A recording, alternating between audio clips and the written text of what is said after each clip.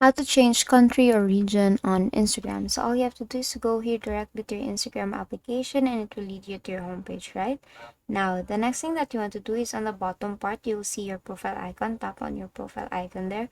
And here you will see that my account is currently on my business account. So to be able to change your country or your region, you have to create your account to business account. And to do that, is on the upper right, you'll see three dash lines there. Tap on that and go to settings and scroll all the way down up until you see account, and then tap on account there and then tap on switch account type and make sure that you have chosen the business account.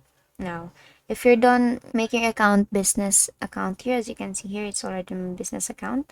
So on the middle part on your profile here, you'll see edit profile. Tap on edit profile here and this information will come out. As you can see, the public business information will come out.